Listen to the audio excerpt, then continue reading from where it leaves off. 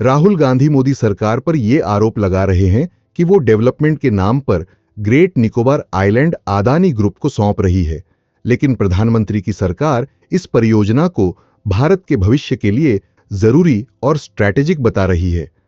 इस वीडियो में हम great Nicobar project, forest clearance, Rahul Gandhi के स्कैम वाले दावे और मोदी सरकार की प्रतिक्रिया सब आसान भाषा में समझेंगे। तो ये ग्रेट निकोबार आइलैंड है कहां? ये अंडमान निकोबार की जिस श्रृंखला में है उसका सबसे दक्षिणी आइलैंड है, जो इंडियन ओशन में इंडोनेशिया और थाईलैंड के बहुत नजदीक है। इस आइलैंड का लगभग 85% हिस्सा ग्रेट निकोबार बायोस्फीयर रिजर्व के अंदर आता है, जो रिच बायोडायवर्सिटी और यूनिक इकोसिस्टम के लिए मशहूर है। यहां शोम्पेन और निकोबारिस जैसे आदिवासी समुदाय भी रहते हैं, जो अपनी रोजी रोटी के लिए जंगल पर डायरेक्टली डिपेंड करते हैं। Great Nicobar island development project क्या है? यह लगभग 81,000 करोड़ रुपए की विशाल बुनियादी ढांचा प्लानिंग है, जिसे लगभग 30 साल में पूरा किया जाना है। इसमें गैलेथिया बे पर एक इंटरनेशनल ट्रांसशिपमेंट पोर्ट, सिविल और मिलिट्री दोनों उपयोग के लिए एक नया ग्रीनफील्ड इंटरनेशनल एयरपोर्ट, 3 से 5 लाख लोगों के लिए एक बड़ी टाउनशिप और 450 मेगावोल्ट एम्पियर की gas plus solar power plant शामिल है, जिन्हें अंडमान और Nicobar islands integrated development corporation तैयार करेगा। विचार यह है कि ग्रेट निकोबार को इंडो पैसिफिक रीजन में व्यापार का एक रणनीतिक लॉजिस्टिक्स हब बनाया जाए, साथ ही पर्यटन और लोकल कनेक्टिविटी को भी बढ़ावा दिया जाए। ये ट्रांसशिपमेंट पोर्ट सिंगापुर और कोलंबो जैसी बड़ी बंदरगाहों की तरह कंपटीशन करेगा और भारत की विदेशी बंदरगाहों पर निर्भरता कम करेगा। इस विकास का स्ट्रैटेजिक इंपॉर्टेंस क्या है? मलक्का स्ट्रेट पर नियंत्रण। यूरोप से एशिया जाने वाले बड़े हिस्से के व्यापार, जिसमें विशाल कंटेनर ट्रैफिक भी शामिल है, इस नैरो स्ट्रेट से होकर जाता है। ग्रेट निकोबार आइलैंड को विकसित करके भारत इस मार्ग के नजदीक पहुंचेगा, जिससे हमारी मैरीटाइम सर्विलांस बेहतर होगा। Military significance. The island hosts Andaman और निकोबार कमांड, जो भारत की एकमात्र ट्राई सर्विस कमांड है। यहां ज्यादा विकास मतलब जल्दी ट्रूप मूवमेंट और बेहतर फोर्स कैपेबिलिटी, यानी आर्मी, नौसेना और वायुसेना के लिए सुविधा ज्यादा अच्छी। Counter balancing China. चीन अपने बेल्ट एंड रोड इनिशिएटिव और भारत के आसपास स्ट्रिंग ऑफ पर्ल्स वाली स्ट्रेटेजी से अपना इन्फ्लुएंस बढ़ा रहा है। ग्रेट निकोबार आइलैंड को डेवलप करके भारत मलक्का स्ट्रेट पर एक तरह का वॉल्व बन सकता है, जिस तरह ईरान हॉर्मुज स्ट्रेट पर अपना दबदबा रखता है। The question now arises that how much forest is being cut down. The project proposes to divert roughly 160 square kilometres of forest land, जो पूरे आइलैंड का लगभग 10% हिस्सा है। पार्लियामेंट में दिए गए एस्टिमेट्स के मुताबिक लगभग 9.6 लाख पेड़ प्रभावित होंगे। क्रिटिक्स ये कहते हैं कि ये प्रोटेक्टेड फॉरेस्ट के रूप में ग्रेट निकोबार बायोस्फीयर रिजर्व के अंदर है, which shelters a high share of the islands local species and rare wild life.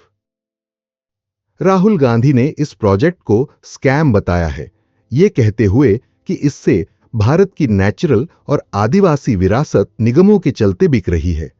उनका आरोप है कि यहां लाखों पेड़ काटे जाएंगे और ये ज्यादा विकास नहीं, but destruction hidden under official language.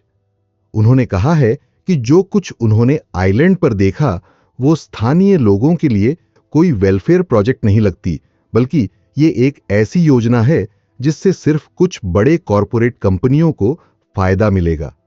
उन्होंने इस प्रोजेक्ट को सीधे तौर पर अदानी ग्रुप से जोड़ा है और मोदी सरकार पर आरोप लगाया है कि वह अंडमान और निकोबार में बड़े बड़े जमीन अधिग्रहण की इजाजत दे रही है, जहां गौतम अदानी जैसे बड़े बिजनेसमैन को सरकारी नजर रख रखाव में जमीनें भेंट की तरह दे दी जा रही हैं।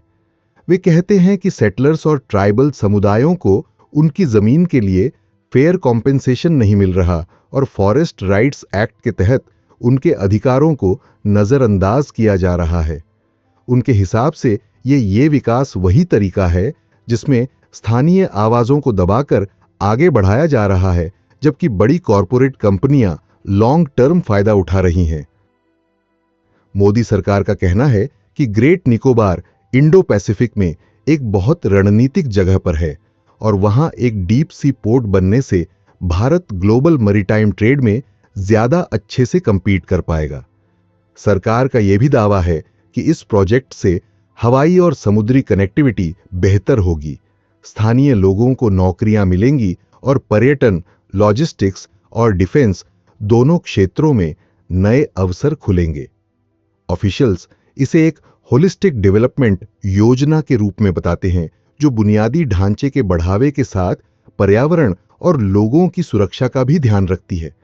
सरकार यह भी कहती है कि पर्यावरण मंत्रालय ने इस प्रोजेक्ट को लगभग 42 शर्तों के साथ मंजूरी दी है, जिनमें प्रदूषण नियंत्रण, जैव विविधता संरक्षण, कचरा प्रबंधन और आपदा प्रबंधन जैसे मुद्दे शामिल हैं।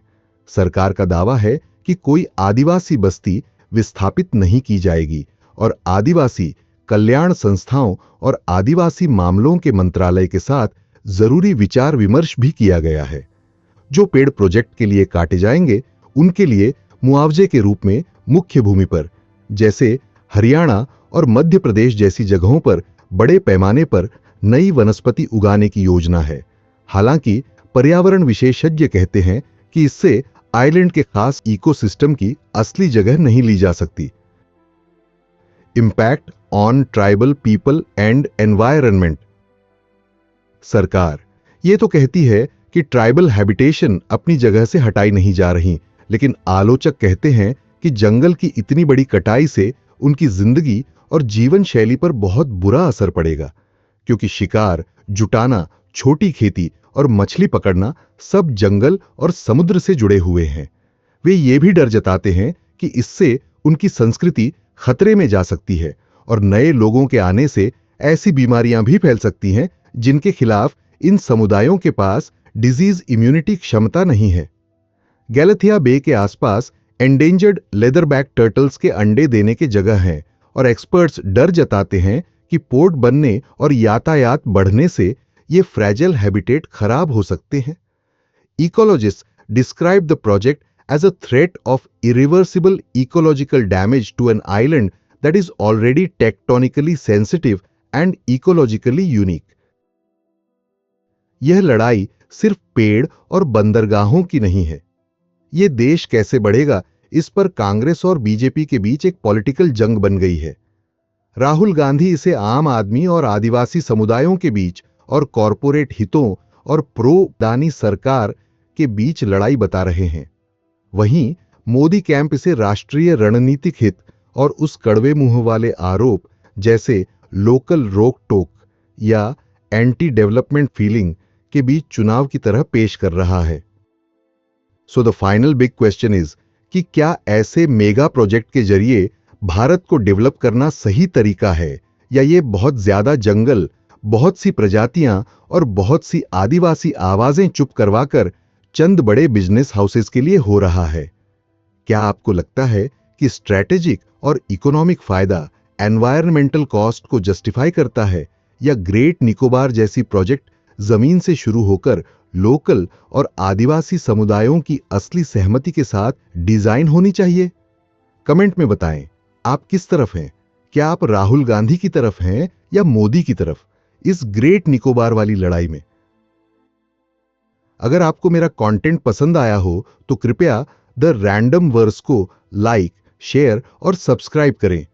आपका छोटा सा सपोर्ट मेरे जैसे छोटे चैनल को और लोगों तक पहुंचाने में मदद करेगा।